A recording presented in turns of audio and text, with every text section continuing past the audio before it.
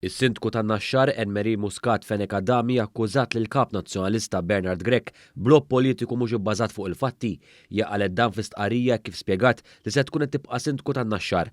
L-istqarrija minn Muscat Fenek Adami waslet ftit sigħat biss wara li l-Partit Nazzjonalista ħareġ stqarrija fejn jgħid li talaba tirriżenja minħabba l-konflitt ta' interess mhux dikjarat. Dan l-allegat konflitt interess jinvolvi proġett ta' żewġ torrijiet ta' xar solari u 8 solari rispettivament f'dak li kien il-parkeġġ ta' Trade Fair fin-Naxxar.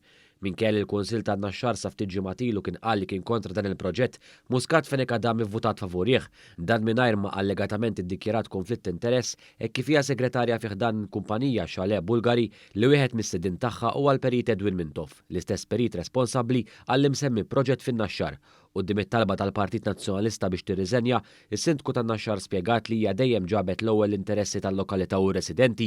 Spjegat ukoll li hija m'għandha l-ebda rabta kontrattwali mal-Perit Edwin Mintoff u bekk qalet li temmen li kemm fuq livell personali u anke politiku imxiet bit-trasparenza u b'etika politika.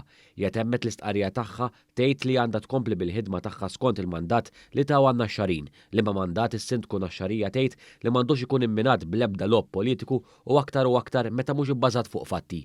Il-ġlied kompla jintensifika ftit wara li Muscat Fenek Adami ħarġet bl-istqarrija tagħha hekk fil-Partit Nazzjonalista fl-istqarrija risponda li issa se tibda investigazzjoni fil-konfront tagħha mill-Kummissjoni Dixxilpina u Etika tal-Partit.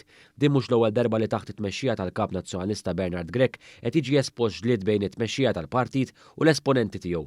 Dan derbiċċar anke mir-riżenji ta' numru ta' kandidati nazzjonalisti fosthom George Muscat u Tiffany Belawiġ. Muscat li kien ħireġ fuq is-Sid Distrett u wkoll huwa kunsillier f'Ħal-Qormi kien żvela kif il-Partit Nazzjonalista tiċċensura l-kandidati tiegħu, dan hekk kif anke kienu ċċensuraw lilu meta faħħar is-servizz tal-Fast Ferry bejn Malta u Għawdex.